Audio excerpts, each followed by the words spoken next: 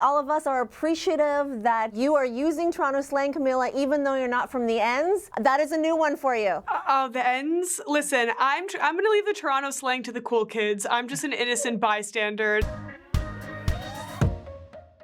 Congratulations on the show. Thank you. I want to start with you, Adam, because, you know, with Undertone and now this show, I don't know, you're tapping into your horror superpowers. Where does this come from? Yeah, it's just like both of these scripts, I just came across I don't have a desk, but my laptop? Laptop. And they're just both so unique and just interesting and creative and actually creepy and scary, which I love as an audience member. I haven't really been lucky enough to be in too many horror projects. So I just, definitely jumped at the opportunity. Camila, what is scarier, Nikki's family or like the sorry man? For you, what was more intimidating? I think the family. I think those first episodes where Rachel's really convinced that they're trying to sacrifice her in some sort of devil satanic cult ritual, those were really, really like disorienting and scary and concerning moments for her. And also, like, I think there's so much anxiety that's built up before meeting your partner's family, and to meet them and they're like kind of the worst people for someone who's paranoid in the way that Rachel is. It's like basically her nightmare, and everything that starts to happen, it's just those first 2 episodes, it's like every time you think that something's okay and like, oh, they're actually not so bad, it's like the next thing happens. It's weird thing after weird thing after weird thing. And it's a really enticing like pilot. Like once you're in the pilot, you don't stop. Somebody said today you get dragged through all 8, and I very much felt that we were just getting dragged through those episodes. For you, in working with the Duffer Brothers in your process with the support, and how involved were they along the way? I was a big fan of Stranger Things and the Duffers. I watched all of season 1 of Stranger Things in one night, and overnight fan. And they were just really supportive of me and the show that I wanted to make, and using their influence to make sure that I was protected.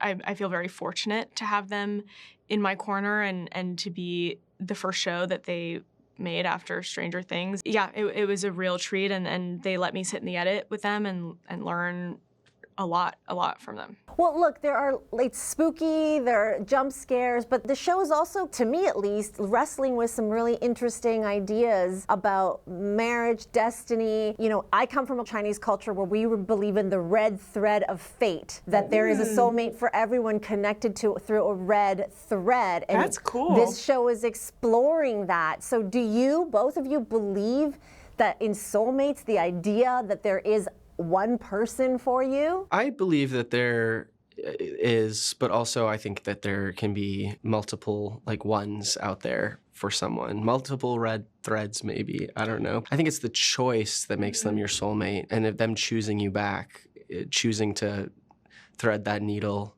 and stab it into your heart.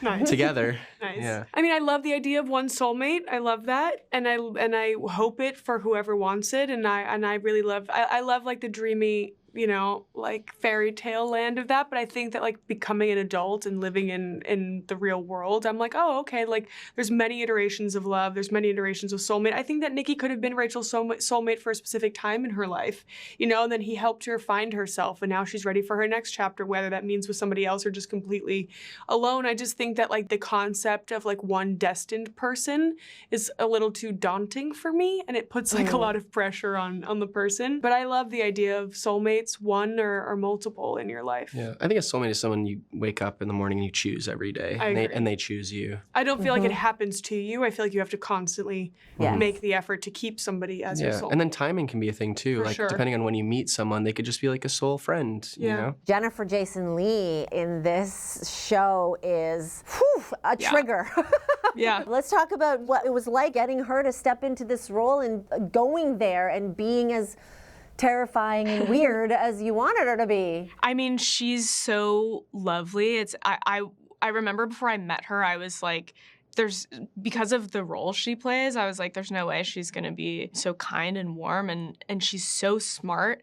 I mean, I feel very lucky that she agreed to do the show. I loved talking with her about the scripts because she had so much insight beyond just what her character was going through, but Rachel's character, and she really understood everything on a deeper level, and she brought the weird. I mean, I didn't have to do anything. She really saw the character and made her so special and interesting and dynamic. Well, it feels like you two are soul friends, spending time in Toronto, shooting in Toronto. We're really milking that handshake today. Learning Toronto slang. All of us are appreciative that you are using Toronto slang, Camila, even though you're not from the ends. That is a new one for you. Oh, the ends? Listen, I'm going to leave the Toronto slang to the cool kids. I'm just an innocent bystander. I'm a fan of Toronto. I love Toronto. We had the best time there. Great food in Toronto. Yes, I'm a foodie. Amazing. Yes. I'll note it, but I think I'm going to leave the Toronto slang to the kids.